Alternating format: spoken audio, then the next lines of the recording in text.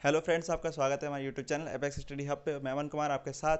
तो एक मैंने शॉर्ट वीडियो बनाया था जब सुप्रीम कोर्ट का वर्डिक्ट आया था कि इस बार गर्ल्स भी एलिजिबल होंगी एनडीए का एग्ज़ाम देने के लिए। तो कई सारे सवाल आए थे कि क्या, सबसे बड़ा सवाल तो यही था कि इस बार के एनडीए एग्ज़ाम में गर्ल्स शामिल होंगी या नहीं होंगी। तो इन सारे सवालों के जवाब देंगे और क्या होगा क्राइटेरिया उनके लिए, तो उसकी बात करेंगे। सबसे पहले बात आती है एजुकेशनल क्वालिफिकेशन की। तो देखिए, जो बॉयज़ हैं उनके लिए जो एजुकेशन क्वालिफिकेशन है वो ये है, 12th अपीयरिंग या पास्ट। तो वो तो सेम रहेगा, उसमें तो कोई चेंजेस नहीं होने हैं। ठीक है, बात आती है फिर साइंस स्ट्रीम की, कंपलसरी है या नहीं है। तो देखिए, जो आर्मी है, आर्मी के लिए साइंस स्ट्रीम कंपलसरी नहीं होती है।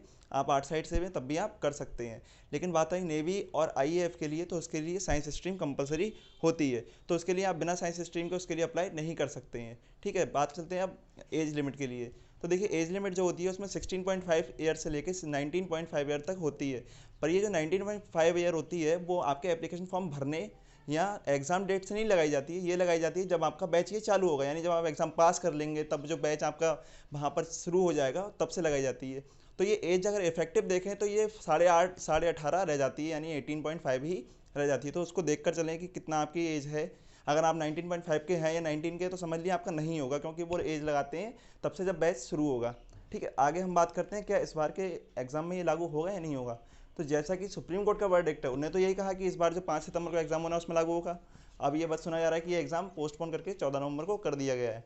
ठीक है, तो ये देखते हैं कि लागू होगा या नहीं होगा। लेकिन जितना टाइम है उस हिसाब से तो लगता है कि एप्लीकेशन फॉर्म दोबारा से रीओपन कर दिए जाने चाहिए। लेकिन देखते हैं क्या होता है फिर। लेकिन उसके लिए कई सारी चीज़ें और भी हैं, जैसे कि पहले उनके लिए ये डिसाइड करना पड़ेगा कि कितनी पोस्ट वो गर्ल्स के लिए रखेंगे। अब ये गर्ल्स की ट्रेनिंग आईएमए में होगी या ओटीए में होगी, क्योंकि ओटीए में तो देखो ये परमानेंट कमीशन की होती नहीं है, वो थी शॉर्ट कमीशन की, जो अब तक गर्ल्स के लिए केवल शॉर्ट कमीशन था। लेकिन अब परमानेंट कमीशन होने के बाद उनकी ट्रेनिंग कहाँ होगी, ये भी देखने वाली बात है। अब बात आती है, आपको ये पता हो कि एग्जाम पैटर्न कैसा होता है, तो मैं वो बता देता हूँ। एग्जाम पैटर्न में आपके दो एग्जाम होते हैं। एक होता है मैथ का, जिसमें 120 क्वेश्चन आते हैं और पर क्वेश्चन 2.5 मार्क्स का होता है, यानी टोटल 300 मार्क्स का पूरा पेपर होता है। तो ये अलग होता है। दूसरा पेपर जो होता है वो जीएस का होता है, जिसमें आपके लिए पहला जो पोर्शन होता है उसमें दो पार्ट होते हैं, एक जीएस का और एक इंग्लिश का पार्ट।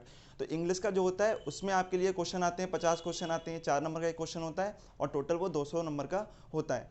अगला जो होता है जीएस का पोर्शन, उसमें क्वेश्चन होते हैं आपके, तो वो अलग है, उसमें 100 क्वेश्चन होते हैं, 4 नंबर का एक क्वेश्चन होता है और टोटल वो 400 नंबर का होता है। तो देखिए, आपको जो तीन सेक्शन है, यानी मैथ का, इंग्लिश का और जीएस का, इन तीनों सेक्शन में अलग अलग क्वालिफाई करना पड़ता है।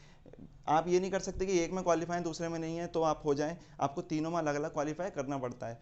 तो ये सारी कुछ चीज़ें हैं, और अगर आपको लगता है कि कई सारे और सवाल हों जुड़े हुए, तो उसके लिए आप कमेंट बॉक्स में लिख सकते हैं, उसके लिए मैं दोबारा एक नई वीडियो बना दूंगा। और वीडियो हमारी आपको अच्छी लगी हो तो इसके लिए आप वीडियो को लाइक करें और शेयर करें उन लोगों के साथ जिनको इसकी ज़रूरत है या जो जानकारी लेना चाहते हैं। और साथ ही सब्सक्राइब करें हमारे चैनल को, ताकि ऐसी कई सारी नई अपडेट्स आएंगी तो मैं उसको आपको बताते रहूँगा। और साथ ही अगर ये फॉर्म रीओपन होगा तो मैं आपको ज़रूर बताऊँगा।